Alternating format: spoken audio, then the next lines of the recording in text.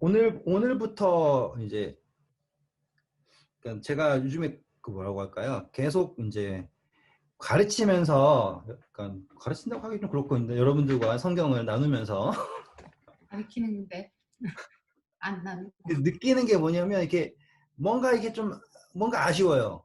그러니까는 더 가고 싶은데 못 가는 부분들이 있어요.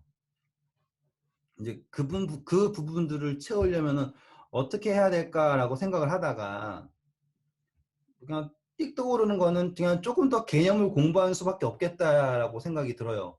왜냐면 이제 어떠한 개념을 가지고서 그걸 보느냐에 따라서 이제 완전히 다르잖아요. 예를 들어서 우리 그때 알파 오메가라고 하는 개념을 가졌을 때 이제 보는 시선이 좀 달라지는 것처럼 똑같이 이제 이 시선을 어떻게 두느냐에 따라서 모든 이야기가 다 달라지니까 개념을 조금 더 해야 될 것 같다는 생각이 들었어요.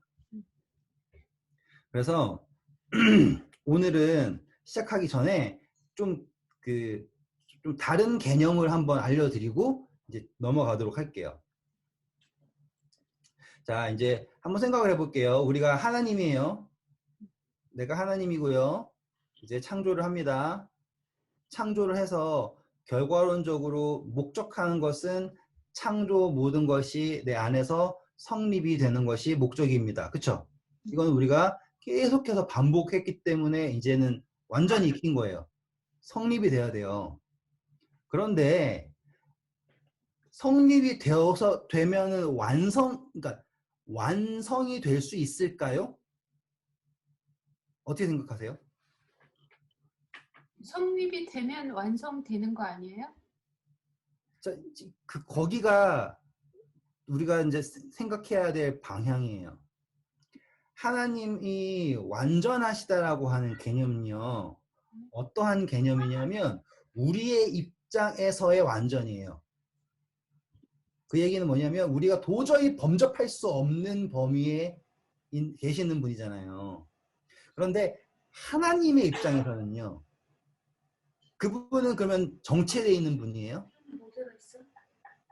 지금 제가 이야기하는 의도를 아시겠어요? 하나님은 정체돼 있는 분인가요? 아니, 스탑. 아니잖아요. 저는 그 이야기를 하고 있는 거예요. 지금 하나님께서요, 결국에 추구하시는 건요, 창조의 완성이지만요, 똑같이 그분은 무엇을 추구하시는 거냐면, 인간과, 다시 말하면 피조물과의 교감인 거예요. 다시 말하면, 아무리 완전하신 분이어도요, 피조물이 창조되기 전에과 전후는, 그러니까 창조되기 전과 후는 다르시잖아요. 개념을 이해하시죠? 그분은 완전하세요. 하지만 피조물이 되기 전과 후는 동일하지 않잖아요. 어떤 개념인지 아시겠죠? 그분은 완전하시지만 이것은 그분의 절대성을 무시하는 게 아니라, 그러니까 부정하는 게 아니라 존재가 있고 없고의 차이가 다르다라는 거예요. 그러면 하나님에게 있어서의 변화는, 그분에게 있어서의 변화는 누구에 의해서 이루어지는가? 우리. 그렇죠. 포인트예요. 그러니까 우리의 입장에서는 하나님이 절실해요. 그런데 하나님의 입장에서도요, 피조물인 우리가 절실한 거예요. 그래서 이 두 개가 알파와 오메가라고 하는 개념 자체가 그분이 존재하는 이유가 되는 거예요. 그리고 존재하는 근거가 되는 거예요. 이제 이 개념을 보셔야지 되는 거죠. 이거를 좀 어렵지만요. 한번 묵상을 계속 해보세요. 하나님이 완전하시지만 그분에게 있어서 피조물이 창조된 것과 창조되기 전과 후는 완전히 다르다. 왜? 존재가 있잖아요, 우리가. 그런데 그분에게 있어서 결국의 추구는 무엇인가? 피조물이 완전히 창조가 성립되는 것도 있지만 그분이 존재를 해야 되잖아요. 그분 스스로가 존재가 해야 되고 이유가 있어야 되고요.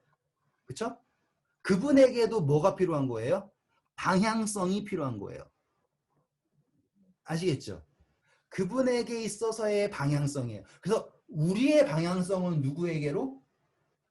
하나님에게로. 그래서 그분에게 있어서 방향성은 누구에게로? 우리에게로. 아시겠죠? 지금 요 개념이에요.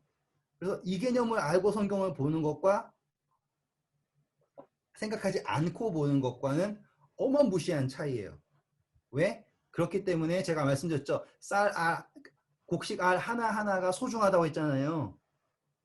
그렇죠? 그분에게는 정말로 소중한 곡식인 거예요. 그래서 하나님이 찾아오시는 거예요. 신령과 진정으로 예배하는 자를 찾아오시는 거예요. 제가 지금 이 이야기를 하니까 앞에 있는 이야기들이 조금 더 성립이 되는 거예요. 왜 이 거라사 광이 군대의 귀신 들린 사람에게 예수님이 찾아오시는가라고 했을 때 그 존재를 찾는다라고 하는 것 자체가 그분의 방향성인 거예요. 그렇죠? 그러면 또 우리도 어떤 걸 가져야 되는 거예요? 하나님에게로 가는 방향성을 갖게 해주죠. 맞죠? 그런데 똑같이요. 우리에게 성령이 오잖아요. 그러면 우리가 하나님이 가지고 계시는 방향성을 갖게 돼요. 그러면 우리는 누구한테 가게 되는 거예요? 또 다른 거라사 광인한테로 방향성을 갖게 되는 거죠. 지금 요거 아시겠죠? 그러니까 예수님이 무작정 너 전도하라니까 임마 이게 아니에요. 하나님이 원하시면 하늘에다가 전광판 띄워놓고서 짱짱짱짱짱 믿어라 임마 내가 진짜 이렇게 할 수 있잖아요. 근데 그분이 원하시는 거는 그게 아닌 거예요. 누가 오메가인 우리가 누구의 방향성을 하나님의 방향성을 갖게 하고 싶은 거예요.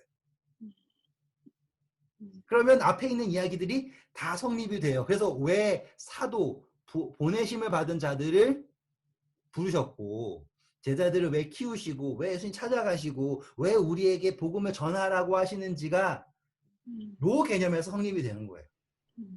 똑같이 그분 하나님도 우리를 향하심으로 그분의 존재의 방향성이 생기는 것처럼 우리가 하나님을 향하는 방향성이 우리를 살게 하는 거죠. 그렇죠?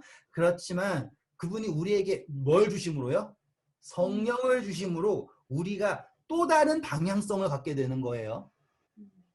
알겠죠? 나만 살려면 난 뭐 하면 돼요? 하나님한테만 가면 돼. 그게 우리가 생각하는 방향성이잖아요. 근데 거기에다가 또 다른 차원이 생기는 거예요. 그럼 이거는 우리가 그때 공부한 거랑 다음 차원이에요. 이 다음 차원. 좀 어렵나요? 그런데 이 차원을 아는 것과 모르는 것은 천만 차이예요. 그래서 예수님이 성령을 받아라. 그러면은 그걸 받는 순간 너희가 권능을 받으면 예루살렘과 유대와 사마리아와 땅끝까지 이르러 내 증인이 되리라. 왜 그 사람들이 뭘 가지게 되는 거예요? 하나님의 성령의 방향성을 갖게 되는 거예요. 그러면 하나님이 원래 의도하시는 것이 자연스럽게 되는 거라고요. 이제 이해되시겠죠? 그래서 지금 예수님이 제자들에게 가르치시고 싶은 것이 바로 뭐 저기에 보화가 있다, 진주가 있다, 너가 못 보는 그 시선을 너가 가져야 된다. 이것도 있지만 제가 한 단계 더 들어가고 싶은 것은 뭐 여기서 우리가 뭘 봐야 되냐면 방향성을 보는 거예요. 남들은 전혀 말씀하세요. 그러면 성령님이 그 하나님이 가지는 방향을 우리한테도 줘서 그 방향성을 거라사 강인을 향한 방향성을 가지게 해 주시지만 네. 우리가 하나님한테로 갈 때는 그것도 성령님이 도와주시죠? 그렇죠. 그게 예수님의 시작이잖아요. 우리를 하나님으로 이끄는 방향성이 뭐였냐면 바로 예수님이에요. 그래가지고 가운데 막힌 담을 헐으신 분이 예수님이잖아요. 기본적으로 예수 그리스도 안에서 모든 게 하나가 되는 것이 기본적 목적이에요. 아시죠? 우리 공부했잖아요. 그렇죠? 그런데 그 차원 다음에 우리가 가져야 되는 그거 뭐냐면 성령이 우리에게 주는 것이 무엇이냐? 단순히 능력인가? 단순히 하나님의 마음을 아는 것인가? 예? 그게 아니라 성령을 가짐으로써 제가 말한 거예요. 존재의 방향성을 공유하게 되는 거예요. 음, 음, 그렇죠? 그러면 우리에게 하나님이 존재의 방향성을 알려주시려면 누구와 누구가 공존해야 되는 거예요. 나 하나님을 아는 사람과 하나님을 모르는 사람. 모르는 사람이 공존해야지 되는 거죠. 응, 그렇죠? 응. 그렇기 때문에 지금 이 세상이 이런 거예요. 생각하시기에는 하나님이 왜 사단을 시켜가지고 사단한테 세상을 넘겨가지고 온 세상이 악한 거에 빠져가 난리를 치게 하는가라고 생각을 할 수 있어요. 그런데 그분의 목적에서는요. 아시겠죠? 결과론적으로는 자 인간이 태어나요. 그러면 그 태어난 인간은 하나님을 알고 태어나요? 모르고 태어나요? 모르고. 모르고 태어나요. 그러면 절대적으로 부모가 자녀에게 뭘 가져야 돼요? 하나님의 방향성을 가져야죠. 맞죠? 이건 자연스러운 거예요. 똑같은 거예요. 지금 하나님 모르는 사람들 있죠? 그 사람들은 지금 영적으로 사도 바울이 뭐예요? 베이비라고요. 그거에 그냥 몸만 컸지 영적으로 베이비예요. 그러면 우리가 뭘 가질 수 있는 거예요? 이제 장성한 자로서 성령을 받음으로 뭘 가지는 거예요? 방향성을 가질 수 있다 이거예요. 자, 인류가 타락한 이유가 뭔지 아세요? 아담과 하와 죄를 범하고 나서 그들이 뭘 잃은 거예요? 성령의 방향성을 까먹은 거예요. 그러니까는 너네가 알아서 해야 그러니까 다 어떻게 된 거예요? 알아서 망가지는 거잖아요. 왜? 육신의 정욕이 이끄는 대로 가게 되는 거잖아요. 근데 성령을 가지잖아요. 그러면 육신의 정욕이 이끄는 방향으로 가요? 아니면 하나님의 영이 이끄는 방향으로 가요? 이 방향성이라고요. 그렇죠? 그리고 이 방향성은요. 뭘 초월하냐면 육신의 한계를 초월하는 거예요. 이제 보이시나요? 예수님이 어떻게 하나님이 그러니까 잘 보세요. 생각을 잘 하셔야 돼요. 예수 하나님이요. 스케줄 정해가 예수님한테 야, 너희 때 이렇게 가고 이렇게 가고 이렇게 가고 이렇게 하셨을까요? 그게 아니라 그분은 성령을 받으셨죠. 그래가지고 그분은 뭘 알고 뭐가 있으시냐면 하나님이 가지고 계시는 그 방향 같은 방향성을 가지고 계시는 거예요. 그거를 우리는 지금 성령의 이끌림이라고 표현을 하는 거죠. 그리고 그거는 육신의 한계, 듣고 보고 이런 느끼고 이거에 넘어서는 거예요. 그리고 하나님이 어디에 일하시는지를 알고 거기로 가는 거예요. 방향성이죠. 자, 똑같죠. 아브라함에게도 하나님이 요구하신 게 뭐예요? 가라예요. 아시겠죠? 그것에 공감을 하고요. 그러니까는 공명을 할 수 있는 거예요. 그 공명이 어떤 성령의 공명. 이거 말로 하기 되게 어려워요. 이게 제가 어떻게든 쉽게 설명하고 싶은데 아, 어렵지 않아요. 그 뭐지? 예, 어렵지 않은 것 같아요. 그 설명이 간단하게 이렇게 돼갖고. 그러니까 지금 제가 지금까지 보여드렸던 이 그림의 도표에다가 축을 하나 더 넣어드리는 거예요. 지금 내가. 그러니까 이 축을 딱 더 넣는 순간 이야기가 다 달라진다라는 거를 좀 보셨으면 좋겠는 거예요. 그래서 예수님이 왜 가시는가를 제자들 아무도 모르죠. 근데 예수님은 알잖아요. 근데 나중에 어떻게 알게 되는가라고 했을 때 성령을 받았을 때 그거를 아는 거예요. 그래서 그 이끌림으로 갔을 때 사도 바울이 뭐라는 거예요? 내가 어디에도 모든 상황에서도 감사할 줄 알고요. 그것의 의미를 아는 거예요. 그래서 내게 능력 주시는 자 안에서 내가 모든 것을 할 수 있다라고 하는 이야기가 뭘 깨달았을 때냐면 그냥 막연히 하나님 나 능력 주세요. 나 다 할 수 있어요. 라고 하는 게 아니라 이 새로운 축, 방향성, 하나님의 방향성을 공유하게 되었을 때에 공명하는 거예요. 그렇기 때문에 제가 말씀드렸죠.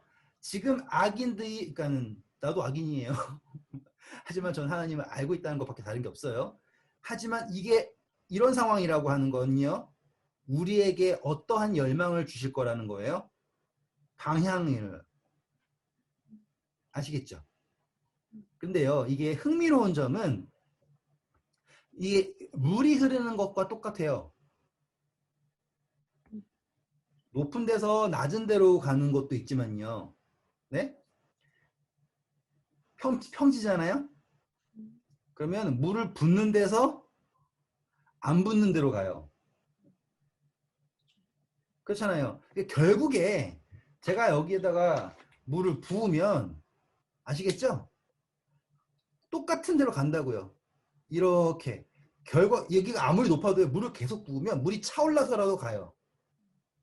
그게 성령을, 그러니까 하나님께서 일하시는 방식이에요. 그리고 그것이 방향성이 어디로 향하느냐면 영원이라고 하는 개념에 변화를 주는, 아시겠죠? 우리는 시간이 변화를 주지만 하나님의 입장에서의 변화라는 것은 뭐였어요? 존재로서의 변화잖아요.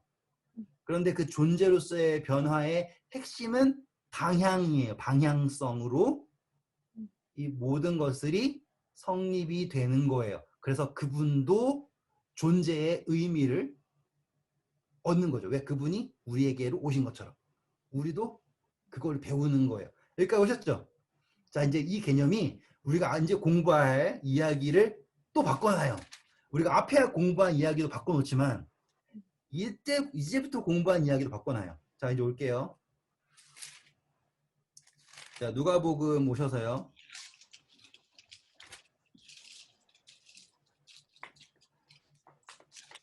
자, 40절 한번 읽어보세요.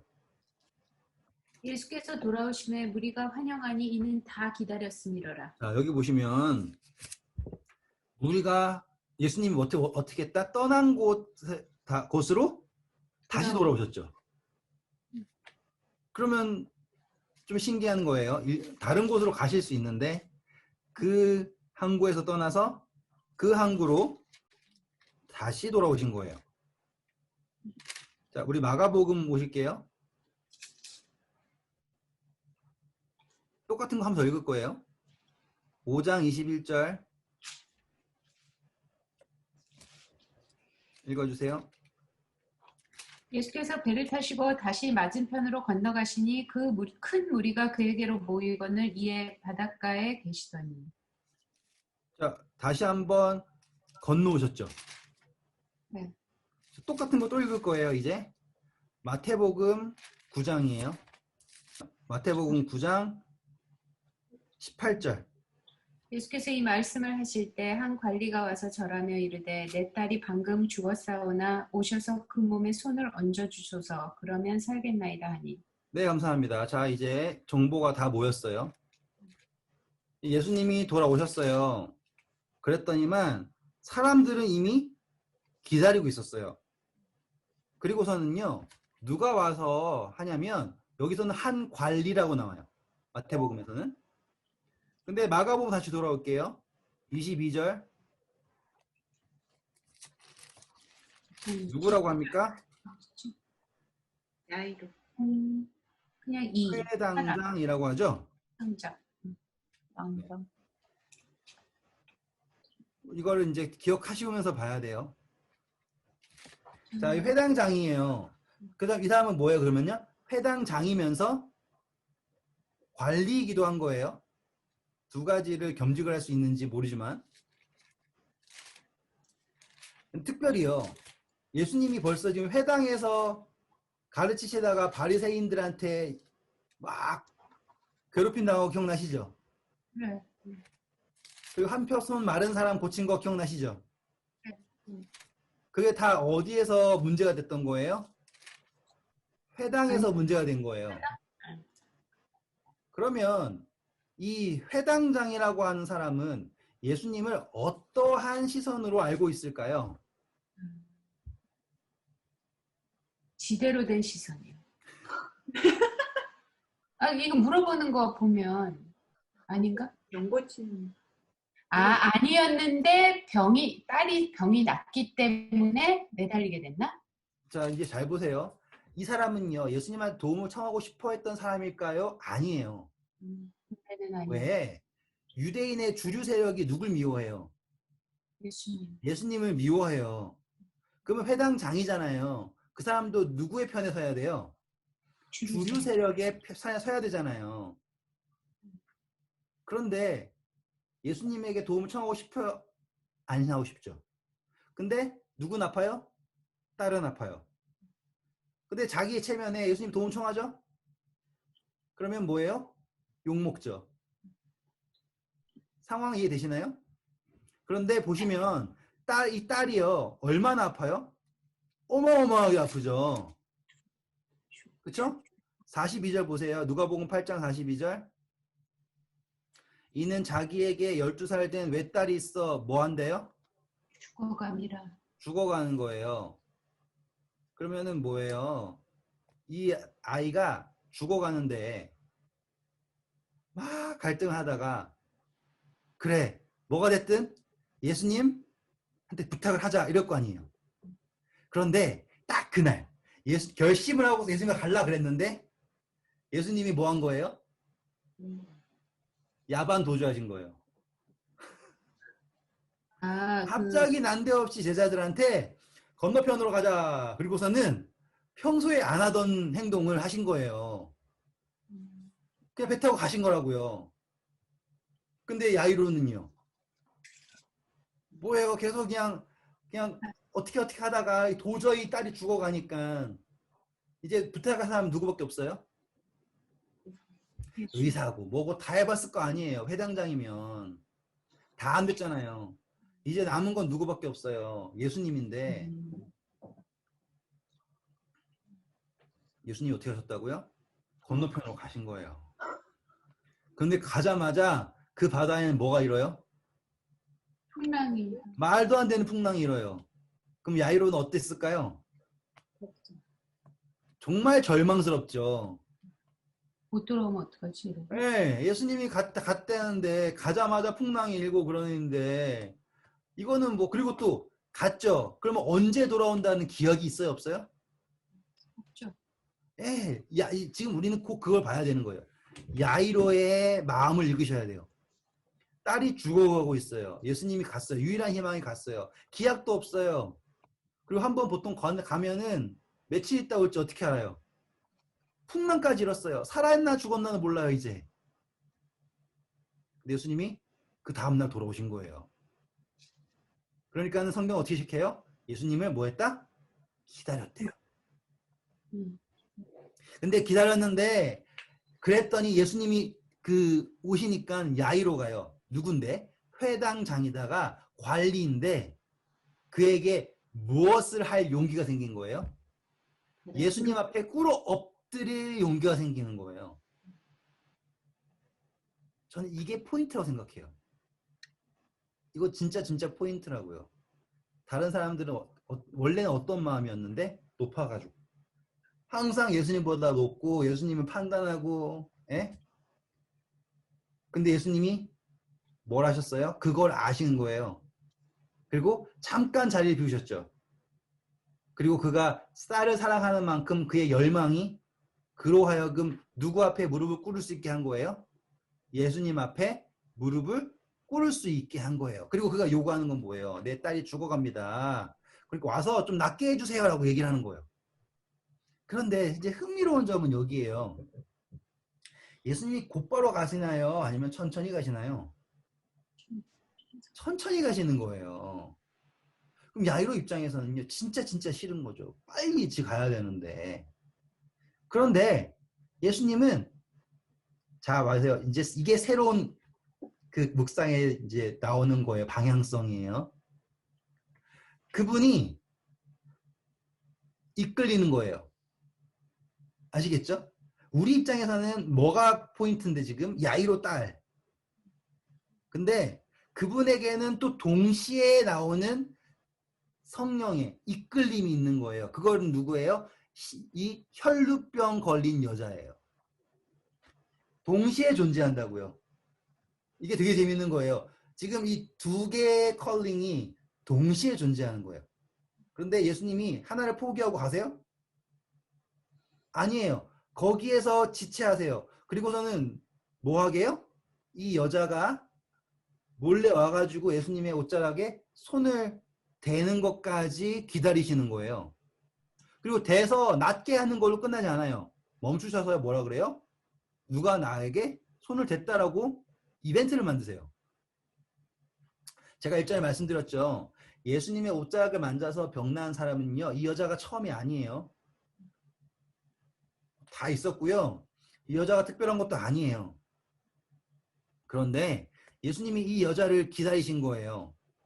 그리고 이 여자가 낫게 되었을 때 예수님이 이 여자를 어떻게 부르시는지를 봐야 돼요.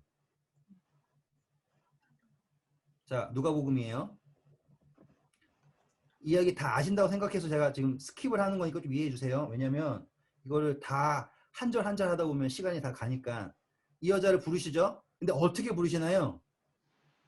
딸이라고. 네. 48절이에요. 보세요. 예수께서 이르시되 딸아 라고 부르는 거예요. 이게요. 왜 중요한가? 예수님은요. 절대로 이 여자를 딸이라고 부를 수 있는 나이가 아니에요. 예수님이 이때 31살? 그 정도예요. 그렇죠? 이 여자는 12년 동안 혈루병 걸렸죠. 온갖 의원 찾아가 안 되고 했잖아요. 근데 하지만 여자가 언제 시작을 하는지는 모르겠지만 만약에 그거를 12살이라고 쳐요. 그럼 이 여자는 최소한 24살이에요. 예수님은 이 여자를요. 딸이라고 부를 수가 없어요.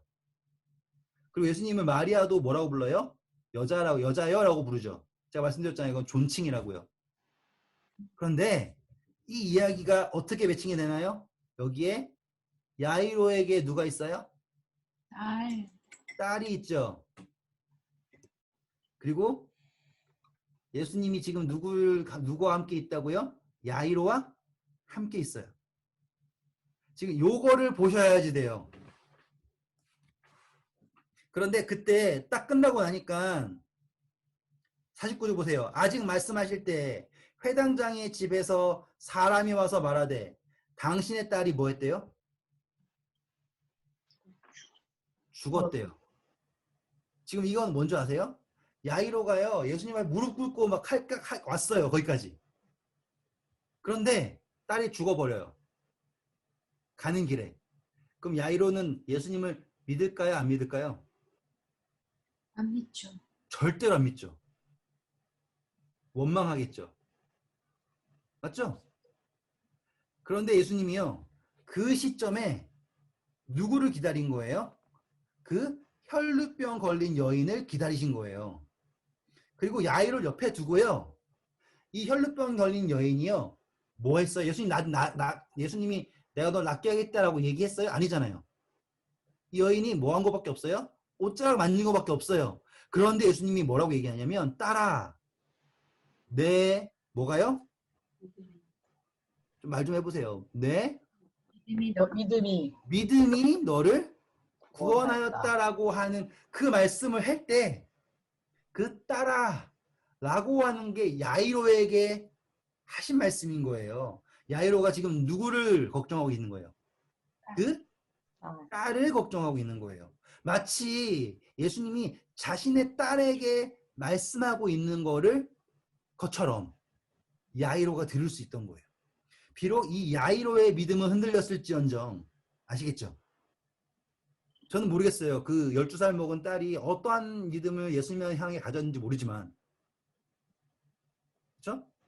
야이로가 자신의 믿음을 포기할 수 없게 예수님이 붙으신 거예요. 이 말 한마디로. 그리고 그때 종들이 와가지고 당신의 딸이 죽었습니다 라고 얘기했을 때 예수님이 그냥 가세요? 아니면 한마디 해주세요? 한마디. 예, 뭐라고 하십니까? 예수께서 들으시고 이르시되 두려워하지 말고 믿기만 하라. 자, 똑같은 거예요. 딸아, 내 믿음이 너를 구원하였다. 막 죽었다고 난리치니까는 업장이 무너질 거 아니에요. 하늘이 무너지는 거예요. 그런데 예수님이 뭐라고 했어요? 두려워하지 말고 믿기만 하라. 그리하면 딸이 뭐 한답니까? 구원.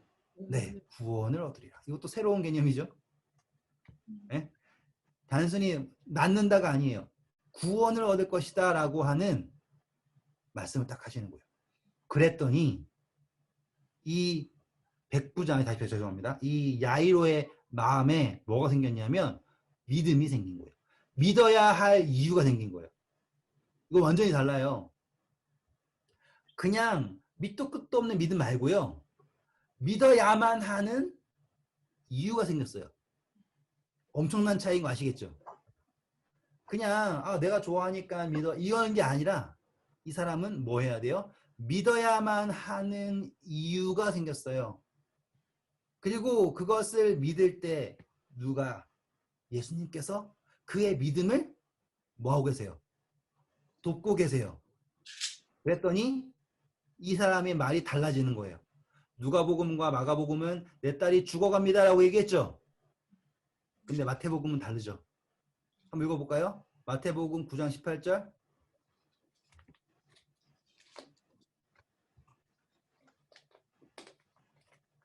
예수를 했을 때 관리가 와서 절하며 이르되 내 딸이 방금 죽었사오나 오셔서 그 몸에 손을 얹어 주소서 그러면 살겠나이다 하니. 네, 완전 다르죠.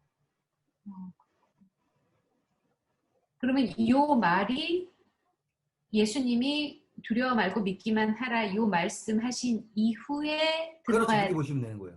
왜? 지금 이 여자는 뭐예요? 혈류병 걸린 여자는 뭐한 거예요? 그녀가 믿고 예수님의 옷에 손을 대어서 나왔죠. 네. 근데 지금 자기의 딸은 죽었죠. 자기의 딸이 예수님에게 믿음으로 옷을 만질 수 있어요, 없어요? 없어요. 그러면 누구라도 와서요. 오셔서 내 딸에게 뭐 해달라고요? 손을 얹어서 내 딸을 살게 해달라고 이야기하는 이야기가 되는 거예요. 이거를 보셔야 돼요. 첫 번째로 예수님이 자리 비우신 거는요. 이 야이로가 뭐 할 수 있게 도우신 거예요? 무릎을 꿇을 수 있게 도우신 거예요. 그리고 예수님이 이 두 이끌림 아시겠죠? 성령의 방향성, 이 두 방향성을 어느 것 하나 포기하지 않으시고 계셨던 것은요. 다시 말하면 모든 것을 공명하셨던 이유는 그분이 뭘 아시는 거예요? 이것을 통해서 누구를 살릴 수 있다. 딸이 아니라 야이로를 살릴 수 있다는 것을 아시는 거예요. 그건 뭐예요? 지금 예수님은 우리가 여기에서 알지 못하는 그 딸을 살려야 되는데 라고 하는 방향성이 아니라 무엇을 느끼고 계시는 거예요? 야이로를 향한 방향을 느끼고 계시는 거예요. 지금 그게 보이세요? 네. 그러잖아요. 대부분의 사람들은 다 뭐만 보냐면 예수님은 죽은 여자애도 살리셨습니다. 이것만 본다고요. 예? 예수님 옷자락만 만지세요. 여러분 그분의 옷자락이라도 만져야 됩니다. 여러분 그래야지 이렇게 생각한다고요.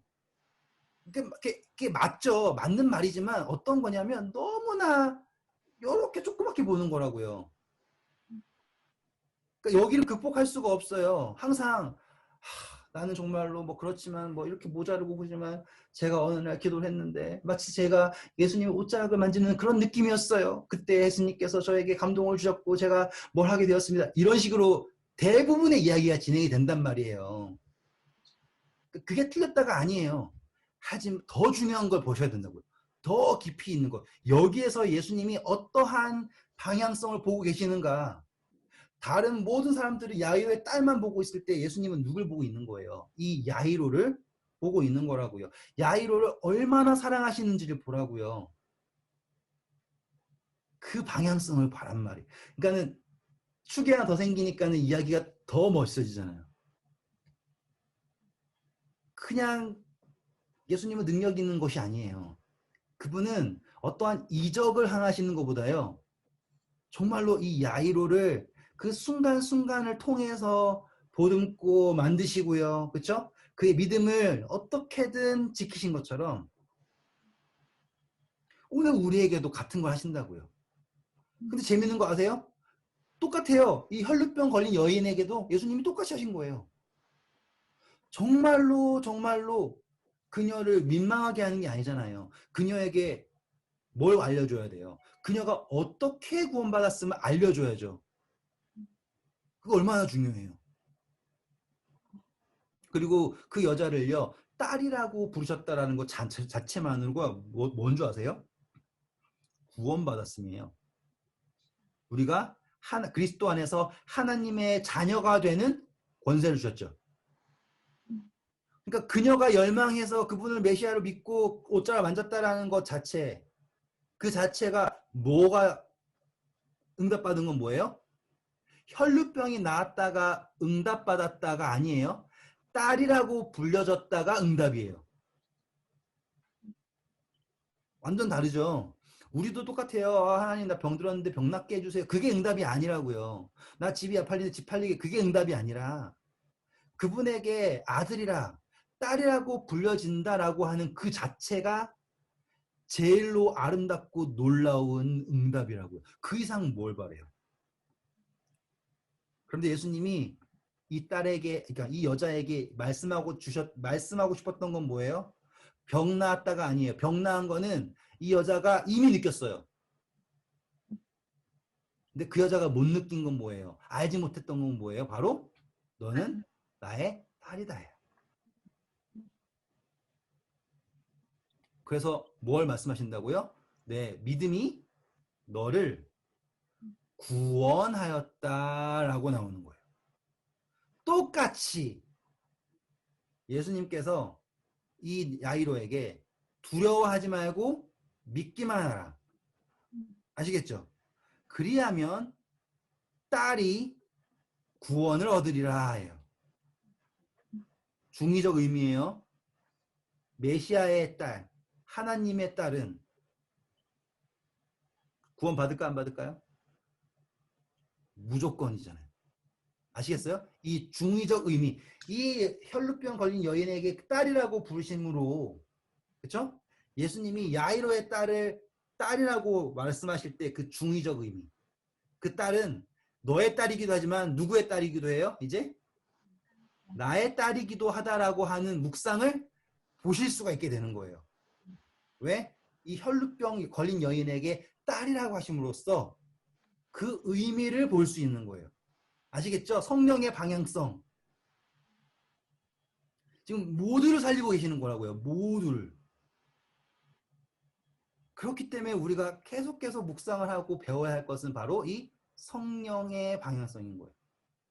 베드로는 뭐라 그래요? 아, 예수님 왜 그러세요? 사람들이 다 밀친다고요. 왜 그 시간 끄세요? 빨리 가세요.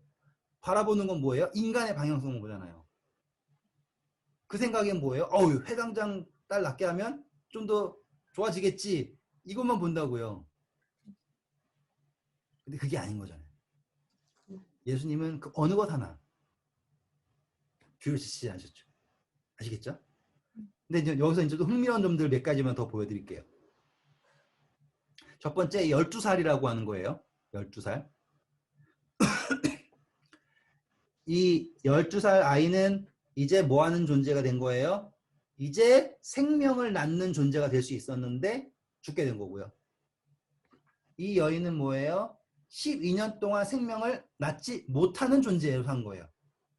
근데 그 모든 것을 해결하시는 거죠. 누가? 예수님이. 여자는 성경에서 누구 상징해요? 교회. 그러면 모든 것이 예수님으로 해결됨이 드러나는 거예요. 생명을 낳아야 할 때인데 죽게 된 교회. 그쵸? 12라고 하는 게 상징이 뭐예요? 하나님의 백성이죠. 기억나시죠? 12, 12지파, 3 곱하기 4. 예? 12라고 하는 것이 상징하는 건 뭐예요? 하나님의 백성. 똑같다고요. 지금 하나님의 백성들이 생명을 낳아야 할 때인데 죽어버렸고요. 생명을 낳지 못하고 있는 이 모든 상황을 누구를 통해서? 예수님을 통해서 믿음으로 말미암아 뭐 하시겠다? 구원. 따라 내 믿음이 너를 구원하였다 라고 하신다고요. 그래서 12가 뭐라고요? 하나님의 백성.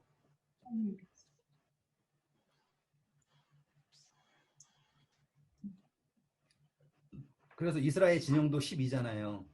네. 세 지파씩 네 방향. 음. 그게 보이시죠? 그래서 그리고 예수님이 어디로 가세요? 야이로 집에 가셨죠. 그리고 예수님이 이 여자아이를 어떻게 깨우세요? 어, 달리다고 마시죠. 그 말 뜻은 뭐예요? 따라 일어나라예요. 음, 너무 멋있지 않아요? 이 딸이라고 하는 말 자체가 너무너무 멋지지 않아요? 저는 이 장면에서 나타나는 그 딸이라고 예수님께서 내 딸아라고 하는 부르심이요. 아가서에서 나오는 나의 사랑 나의 어여쁜 자야 일어나 나와 함께 가자 그것처럼 느껴지는 거예요. 너무너무나 아름답게. 그리고요 이게요 달리다굼이라고 하는 게 제가 인도에서 딸을 뭐라 부르냐면요 달리라 불러요. 달리. 음, 그 지방에서는요 이게 아람어거든요. 달리다굼이라는 게 그러니까 어여쁜 여자아이야 일어나 이런 것처럼 되는 거예요. 우리 뭐 예쁜이 일어나 이렇게 하잖아요. 예쁜아 일어나 이렇게 하잖아요. 다 들어보셨죠? 아무튼 그런 것처럼 예수님이 정말 그러니까 정말로 친근하게 마치 야이로가 자기 딸을 깨우는 것처럼 아시겠죠? 딸아 일어나라 라고 하시니까는 그 여자아이가 살게 되는 거예요. 그리고 마치 아무 일도 없었던 것처럼 배고프지? 뭐 배고프지? 뭐 먹어야겠지. 자 애한테 먹을 것 좀 주세요. 이 대화예요. 마치 아무 일도 없었던 것처럼. 저는요 이걸 묵상할 때요 진짜 예수님이 우리에게 얼마나 놀라운 존재인가를 느껴요. 여기에 예수님 없으면 뭐예요? 초상집이죠. 그런데 예수님이 계시니 초상집이에요? 아니잖아요. 울지 마라. 여자애가 잔다. 사람들은 다 비웃어요. 근데 웬걸요? 두려워하지 말고 믿기만 하라. 오늘 벌써 시간이 40분 됐는데 그래도 꽤 잘 왔네요. 이 이야기를 통해서 저는 이 방향성을 보시는 거를 보셨으면 좋겠고요. 그리고 예수님이라고 하는 존재가 만들어내는 변화를 보셔야 돼요. 초상집이 변하죠. 그쵸? 혈루병 걸렸던 여인이 변하죠. 누구도 변해요? 야이로가 변하죠. 그 상황이 보이시죠? 그리고 그것을 이끌어내시는 예수님의 모습을 보셔야 돼요. 그랬을 때 제자들의 입장에서는요. 이제 한번 제자들 입장을 좀 한번 슬플게요. 폭풍을 만나고 거라사 광이 만나고 다시 또 연락이 돌아오는 그 모든 과정의 가치를 언제쯤 알게 될까요? 아시겠죠? 예수님은 그게 가치가 있는 거예요. 그 순간순간이 얼마나 놀라운 가치가 있는지를 누구나 알아요. 예수님 알죠? 지금 우리 입장에서는요. 정말로 가치 있구나가 보이죠. 왜? 지금 배웠으니까. 근데 제자들은 어떤 느낌이었을까요? 하루 공쳤죠. 완전 날렸죠. 아우 왜 이렇게 운수 되게 없는 날 이렇게 되는 거 아니에요. 근데 예수님에게는 그게 아니죠. 그러면 우리의 삶을 다시 돌아볼 수 있게 되는 거예요. 우리 삶을 돌아봤을 때 어마어마하게 낭패했던 시간들이 있으시죠. 저도 진짜 많아요. 그런 시간들.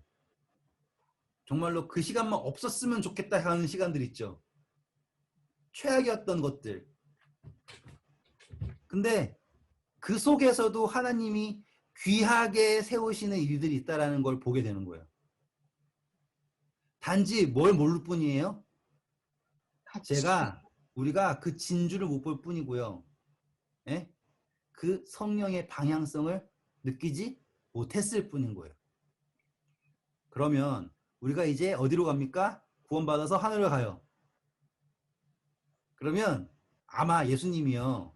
제가 제 아들한테 이게 옛날 사진 보여주면서 야 용이야 너 이때 어땠는지 아냐? 이 얘기 하는 것처럼 예? 우리에게 아시잖아요. 하나님 하나 가운데 세워놓고 예수님 가운데 세워놓고선 온 인류가 둘러앉아 이렇게 하는 거 느낌이 다를 거예요. 제가 정말로 그냥 나의 하나님으로 나의 예수님으로 이렇게 둘이 있는 것처럼요. 아시죠? 하늘에서 우리가 만나는 예수님의 관계는요. 정말로 그냥 뭐 슈퍼스타 저기 멀리서 두고서 망원경 쳐다보는 그런 게 예수님이 아닐 거예요. 정말로 우리가 그냥 눈 대고 코 대고 손 대고 만지는 그런 예수님을요. 얼굴과 얼굴 대면 예수님이 우리가 못 봤던 내 삶 속에 있었던 어지러운 일들 있죠. 예? 그 속에서의 이거를 보여줄 거라고요.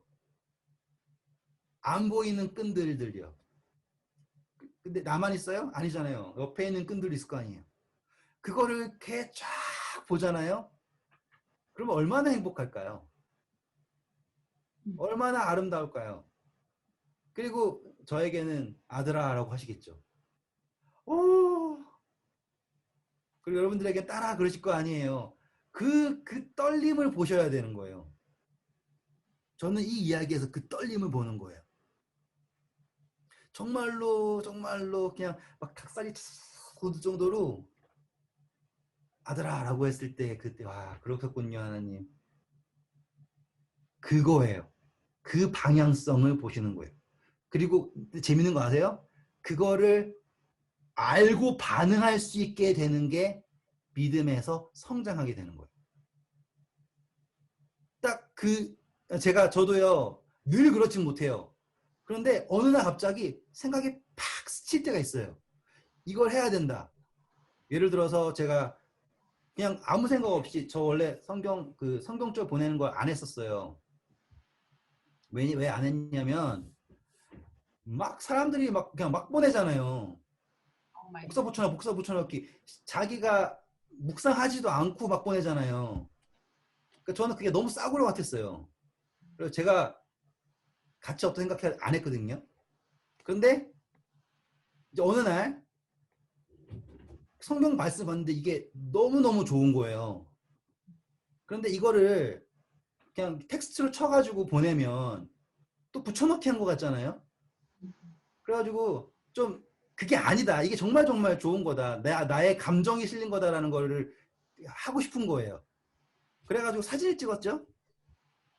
그렇게 하고서 이제 보내다가 우리 원희 지사님이 이름이 이제 여기 딱 있으니까 다 보낸 것도 아니에요. 한 3명 보냈나? 근데 그 중에 한 명이 원희 지사님이었어요. 그리고 나는 별 기대도 안 했어요. 그냥 뭐 인사하는 식으로 보냈는데 누가 알았어요? 그게 지금 이만큼 온 거예요. 그 느낌 하나가요. 아시겠어요? 그거에 반응을 탁 했을 때 그 느낌 하나가 똑같은 걸 거예요. 원희 집사님이 에버린한테 여기 오라고 하는 것도요. 아시겠죠? 그게 느낌 하나예요. 근데 그 성령의 방향성 하나에 그게 어느 순간 그거에 반응을 하는 거예요. 공명을 하게 되는 거예요. 그러면 어떤 재미가 있냐면 하늘나라 갔을 때 싹 다 모르고 있는 거랑요. 예? 그 공명을 딱 했을 때 그 쾌감. 그렇지 하고 하는 그 느낌 있죠. 이거는 어떻게 설명할 수가 없어요. 그거를 하나님이 우리와 함께 하고 싶은 거예요. 함께. 그리고 그 공명이 늘어가면 늘어갈수록 아시겠죠? 늘어가면 늘어갈수록 우리가 성장하는 거예요. 성경 지식 많이 아는 게 성장이 아니라요. 기도를 유창하게 하는 게 성장이 아니라 아시겠죠? 우리가 성경에 나타나지 않고 그 뒤에서 보이는 그 축을 보고 그 축에 공명하는 게 성장이에요. 그리고 그 공명은 어떤 줄 아세요? 절대적으로 아시겠죠? 제가 정말로 이거 절대적이에요. 우리가 가지고 있는 믿음은요. 예? 순간순간 흔들려요. 말씀드렸잖아요. 우리는 어느 부분에서 믿음 되게 좋고요. 어느 부분에서 믿음 꽝이에요. 그런데 이 공명은요, 이 공명은 우리를 절대적으로 성장하게 해요. 그리고 한 번 이 성립된 공명은요, 우리를 마치 무슨 뭐라고 할까요? 무슨 말도 안 되는 튼튼한 그 벽처럼 딱 지켜주는 거예요. 아시겠어요? 그게 예, 말씀하세요. 공명이 이렇게 시열하는 거예요? 네? 뭐예요? 공명이 뭐예요? 아, 공명이요? 네. 하나님이 원하시는 것을 여기에서 지금 우리가 공명하는 거예요.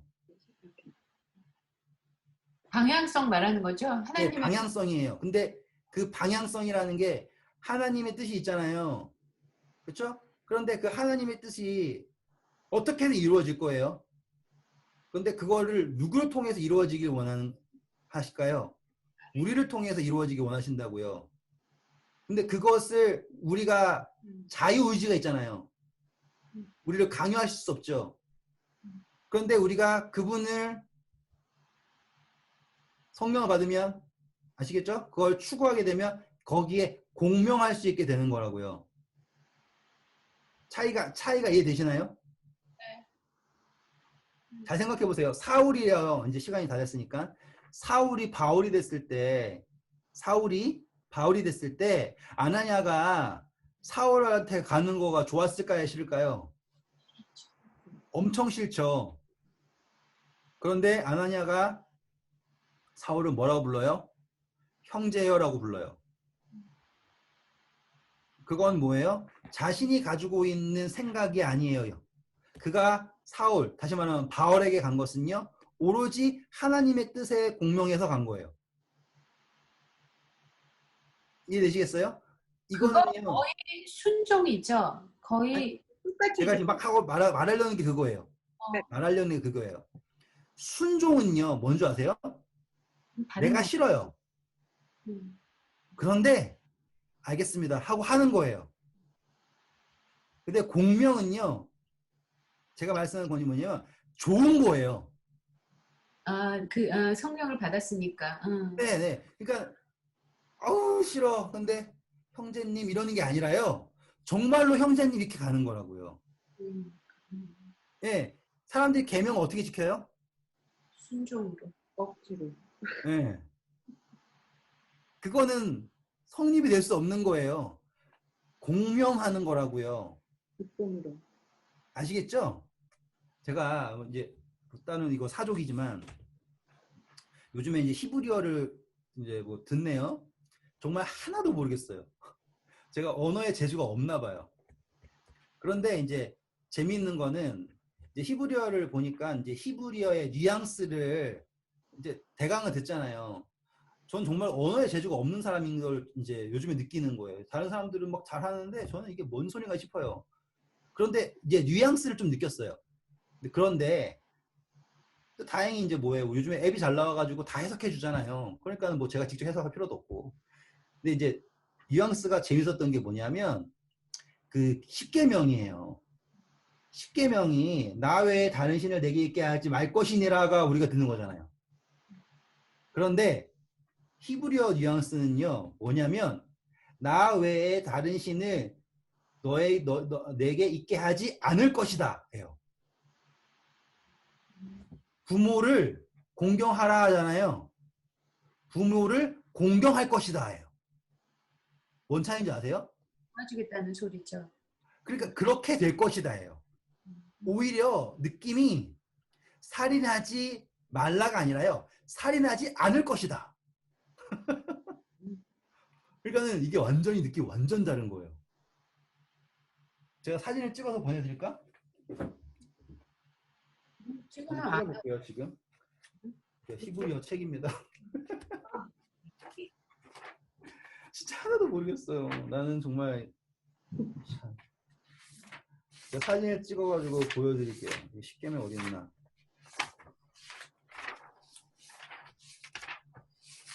그러니까 제가 그거 보니까 갑자기 와 이거는 내가 하는 게 아니구나라는 걸 느끼는 거예요. 그렇죠? 살인하지 말라. 그러면 나 살인 안 해야지. 거짓말하지 마. 나 거짓말했는데 이게 아니라 하나님이 그렇게 할 것이다 라고 선포를 하신 거예요. 그거는 방향성이네요. 그러면 성령님. 네, 그렇죠.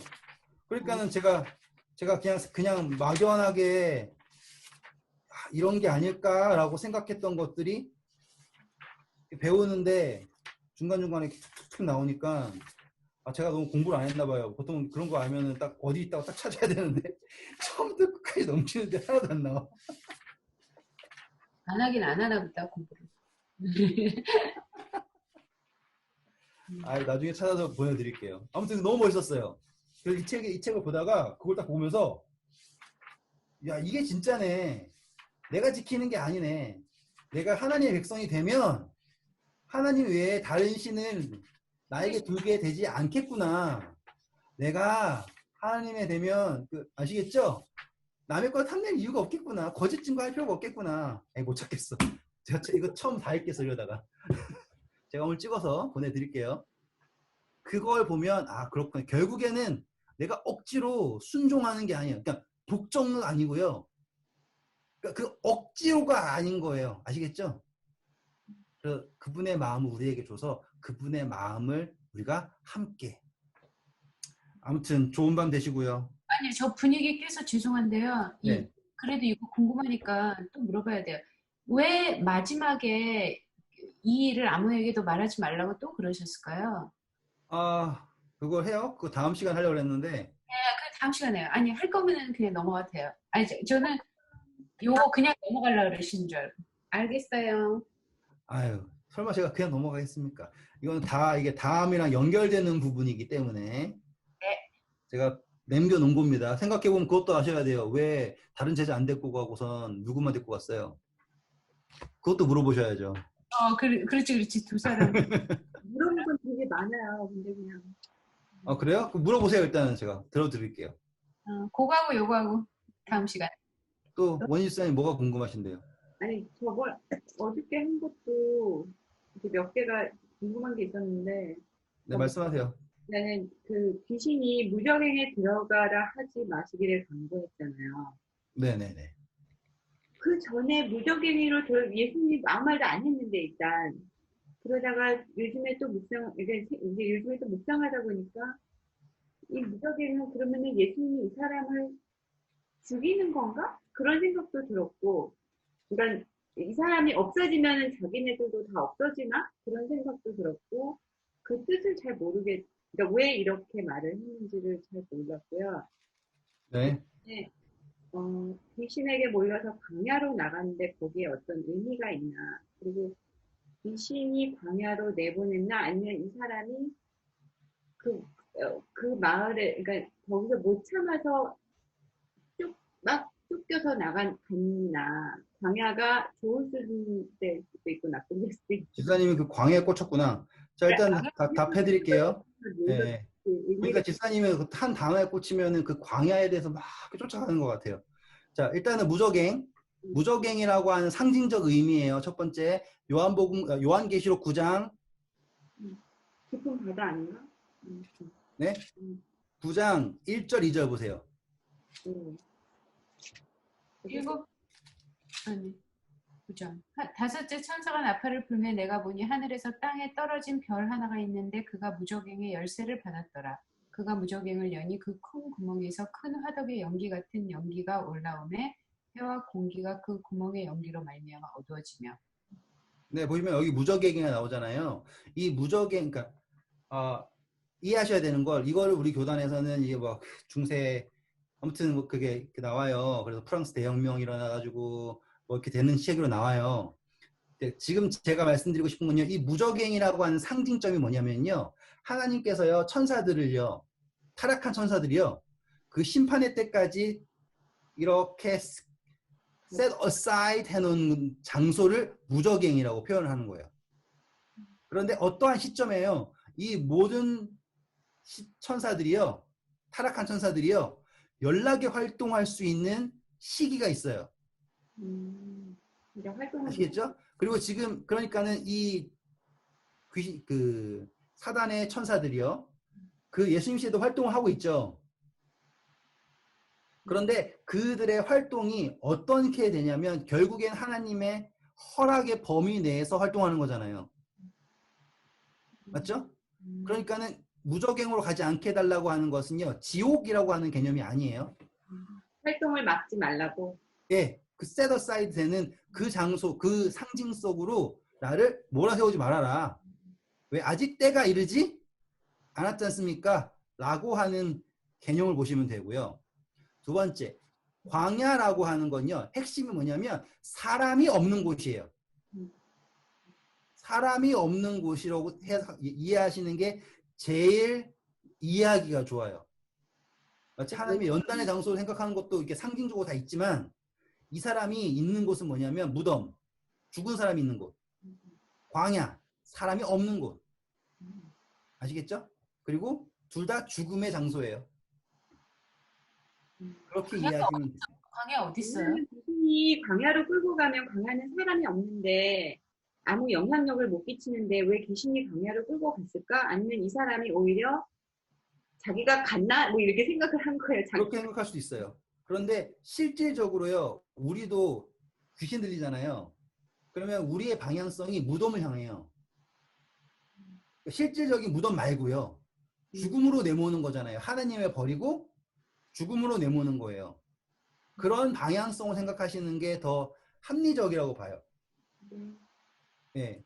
연단의 광야 말고, 그리고 사람들 피해주기 싫으니까는 나 광야로 가야지 이런 개념 말고, 방향성을 보시는 게 나을 거라고요. 자, 아무튼 답 드렸죠? 그러니까는 무적행은 지옥이 아니에요. 하나님이 이 영적인 이 문제에 있어서요. 하늘에 있는 존재가 있고요. 그렇죠?